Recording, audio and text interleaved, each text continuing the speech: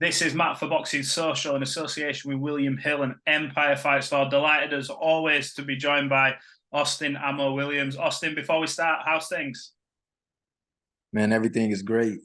This year has been a pretty long year. I had to wait for some fights. Just had to see what opened up. So I had to keep myself focused and dedicated.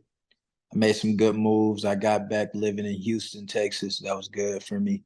It was good, just moving, just getting stuff in line for the big fights to come. You're at that stage of your career now where you're literally a couple of fights away for some absolute mega fights, and your fight's just been announced with Steve Rolls, a guy who's been in there with some very good fighters. He may not have always, the decision have gone his way, but guys like Berlanga, Triple G, is he the type of fighter that will help bring the best out in you? Yeah, definitely, man. When I get a challenge, when I get something that will give me major accolades and things of that nature, I always rise to the occasion. And with Triple G, he was arguably in that fight until he got caught, and we all know about Triple G's power. And then Berlanga's another good fighter coming up. So his losses aren't, to just anybody's, to nobody's. I mean, he's fought real guys. So, if I go and make that statement, I'm excited to be compared to somebody like Triple G because he's actually one of my favorite fighters. So, yeah, I'm ready. I feel like over the past sort of 12 to 18 months, we've seen a bit of a page turn in your career. You've really sort of knuckled down and you've let your performances do the talking. You've been fighting in the UK, in the States. You've been moving around. You have kept, in my opinion, quite active. What have you learned about yourself the past 12 to 18 months? What's been the biggest lesson for you? That's a great question. That is an amazing question. The past 12 to 18 months, I learned just how much I actually love the craft of boxing. It's so easy to get wrapped up in today's society with like the social medias and having to be a little bit extra to be on the scene and stuff like that. I kind of withdrew myself from all of the, extra stuff to focus on boxing because I know that this is a marathon. And I also know that the fights are only getting tougher. So my love for boxing itself, without any recognition, without any fanfare, without anything, my love for the art has grown. And I ain't even gonna say it re-sparked or the flame came back because it never left. It's just a new level of love that I have, a respect that I have for boxing because I know you got to keep this the main number one thing if you want to jump and make leaps. And I also know that, I'm at a stage where nobody cares that I started late anymore. That's not a thing. I've already had the bigger fights. I'm already top ranked. I'm already champion. I got a couple of championship belts. No one cares about that no more. So I know I have to just be up to par when it's time to fight. So just I learned about myself that I do love boxing. It's probably the top thing I love in my life. And I found the happiness with it. That's pretty much the things I've learned.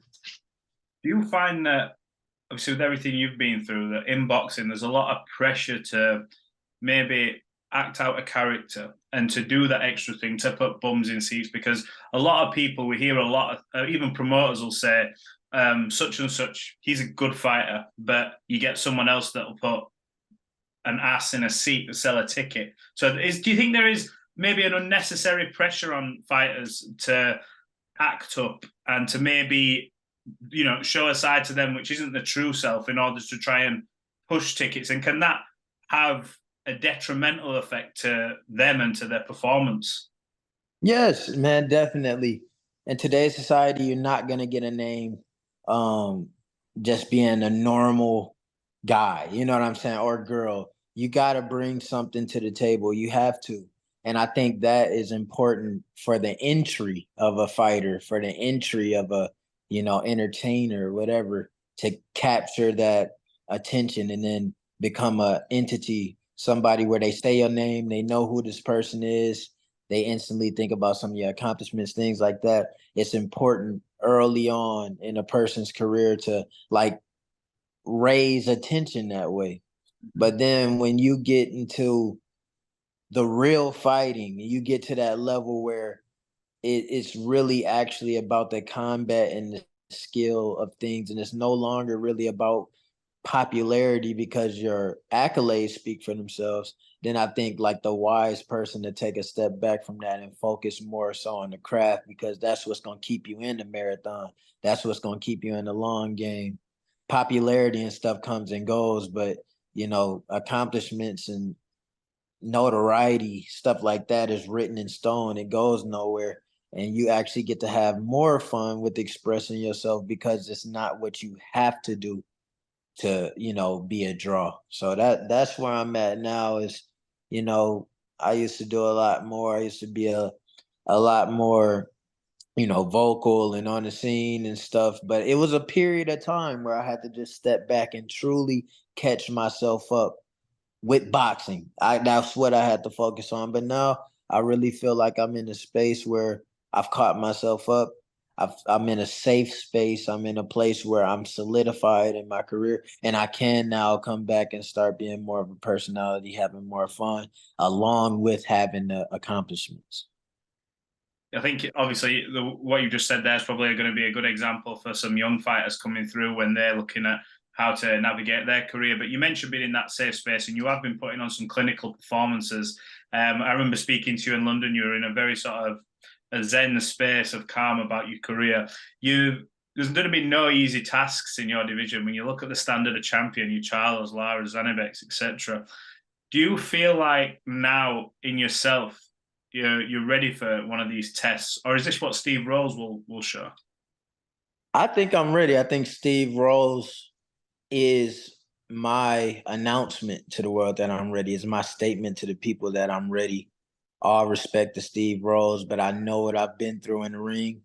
And honestly, I've been through more than most fighters have been through in the ring, as far as facing adversity, as far as fighting guys that have more experience than me, different body types, people that bring different attributes to the fight, like speed or height or power, things like that. I've seen it and I've learned on the job, and these experiences are so fresh that I have them and I can keep them, and I can also, implement the things that I learned from them. I had enough time to let that process. That was another great thing that this year has done, because last year at the end of 2021 all the way through 2022 and early 2023, I was fighting back to back to back to back nonstop.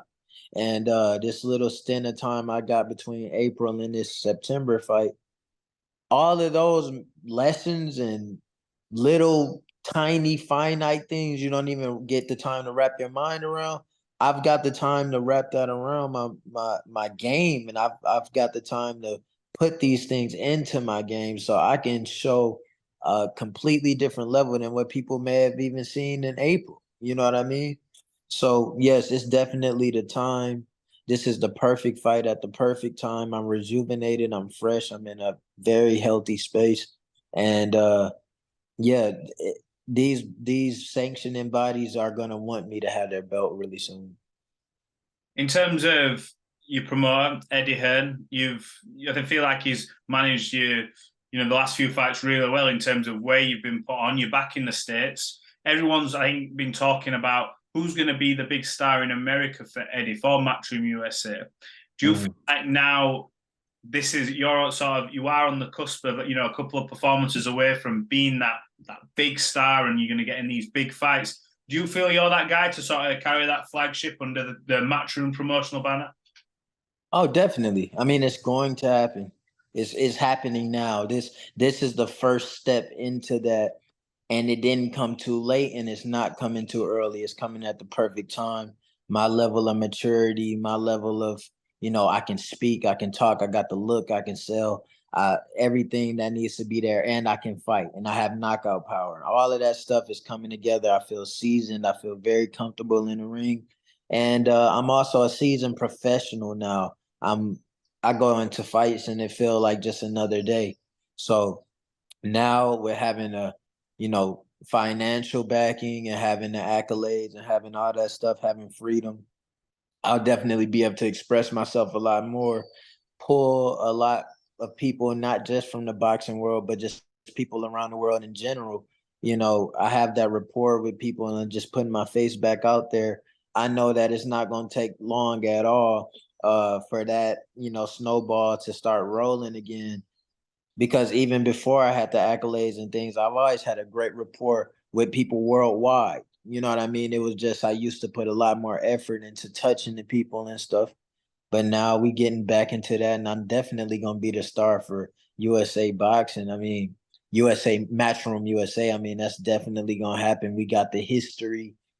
I've been at this since 2019, man. It's all unfolding right at the perfect time, and it's no silliness that is creating this. Like I built this up the proper way, like fighting hard fights back to back, being victorious, winning fights, unanimous decisions, knockouts, uh capitalizing on great opportunity. I'm not doing it in a way where I'm like transitioning from something outside of boxing and I'm bringing a following. No, this is a true boxing story, and I believe this is what the boxing world has been missing. You know what I mean? It's going to really ignite the boxing world once again.